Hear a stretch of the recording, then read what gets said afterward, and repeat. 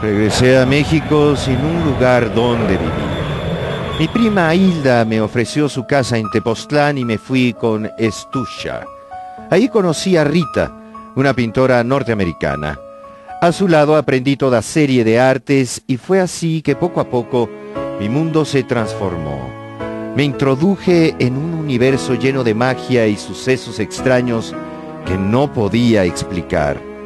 Una de las cosas interesantes es que Jacobo siempre fue un estudioso muy profundo de las tradiciones orientales.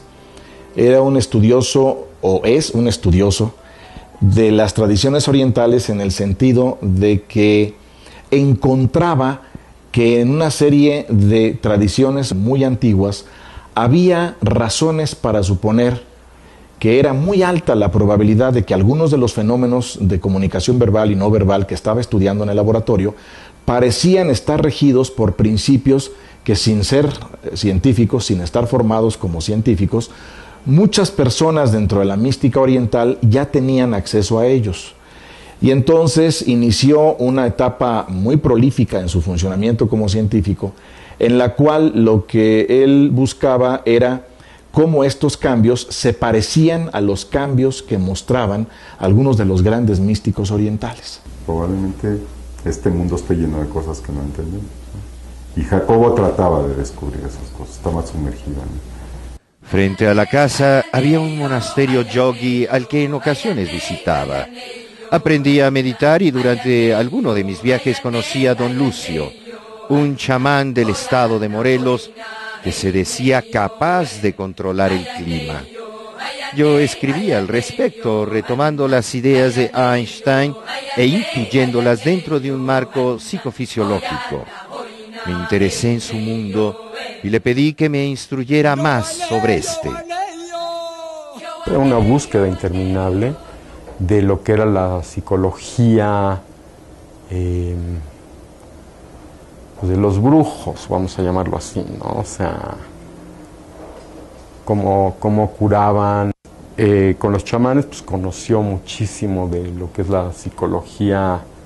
Él lo llamaba los psicólogos autóctonos, pero que conocían algo muy ancestral, ¿no? Que habían aprendido a través de sus antepasados, que se continuaba en forma verbal con los hijos y que tenían dones muy especiales. Era de los que se iba, un día desaparecía, ni sabíamos dónde andaba, y se aparecía un mes después, y estuvo con un chamán viviendo con él en el campo, durmiendo, sin bañarse, como se vivía o como en ese momento vivía el chamán. Él se adaptaba y se los ganaba, porque era sincero, él nunca buscaba el dinero. El dinero era nada, un medio que se necesitaba para la vida, pero realmente era una persona dedicada a la ciencia, a investigar, a averiguar qué estaba pasando. Yo me acuerdo que estábamos en Guanajuato durante un congreso, una noche que me dijo, fíjate que se me ocurrió una forma de explicar muchas de las cosas que aparentemente no se pueden someter a prueba, pero me decía, pero fíjate que estoy asustado porque tiene implicaciones demasiado importantes para gente que podría no entenderlas y que podría hacer mal uso de ellas. Esa fue la noche que me explicó esta oferta de la teoría de la sintergia. La teoría de la sintergia de Jacobo es una propuesta muy interesante que propone básicamente que hay una congruencia ligada con los fenómenos físicos, pero que esa congruencia es una congruencia que se afecta mutuamente de una manera total. En otras palabras, cuando hay una información importante que afecta al ambiente, esta información no se pierde. Él hablaba de energía, esa energía no se pierde.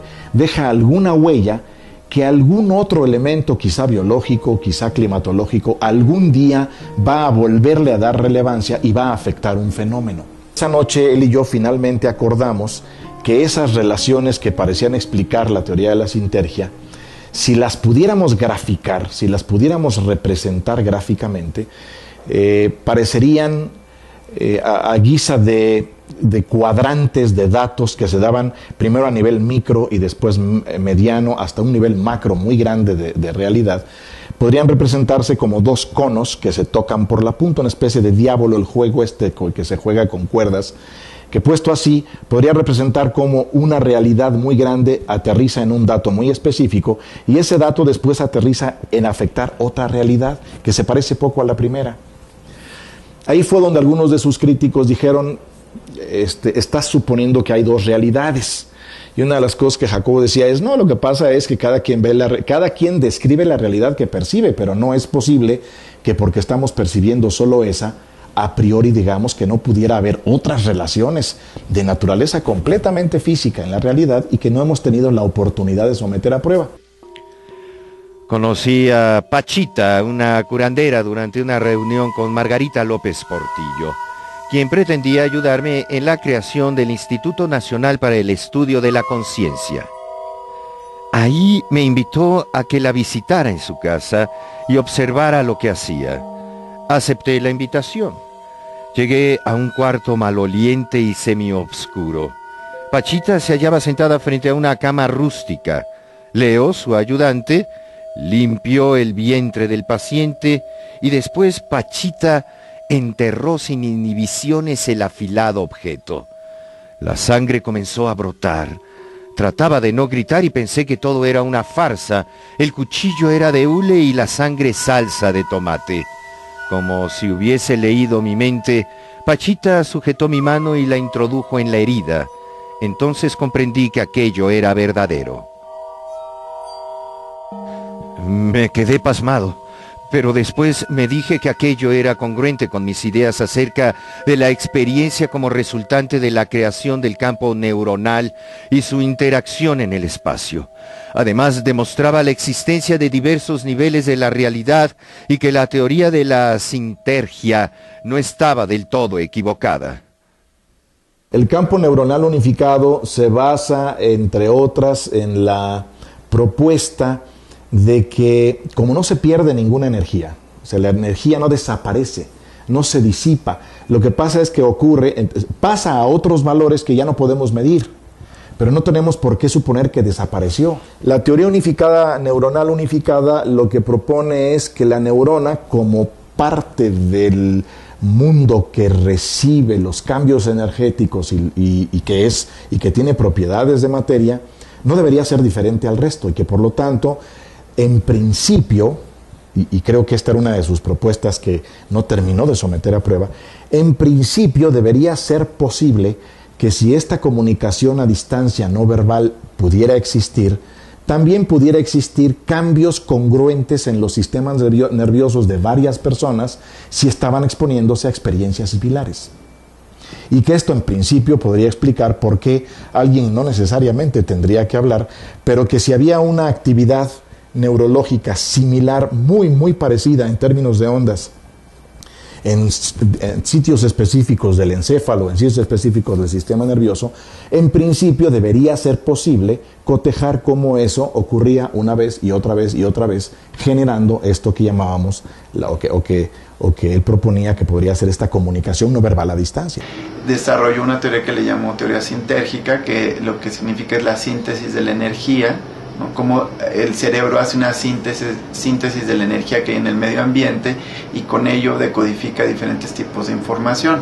Entonces, bueno, es algo más complejo que eso, pero a partir de aquí daba fundamento a muchas de las cosas que sucedían en la meditación. Es decir, decía que cuando estabas meditando, en ciertos niveles de la meditación, lo que hacía tu cerebro era sintetizar la información para permitirte accesar a cierto nivel de conocimiento. Buscaba Jacobo era cómo explicarse fenómenos que para muchos parecían como mágicos y que la realidad es que él lo veía como la producción del cerebro, que eran productos del cerebro y de la interacción con las personas. Entonces yo creo que lo relevante de los descubrimientos de Jacobo, de la teoría de Jacobo, era que intentaba poner en palabras y en métodos sumamente rigurosos algo que antes era como místico, que no pertenecía a la psicología como tal.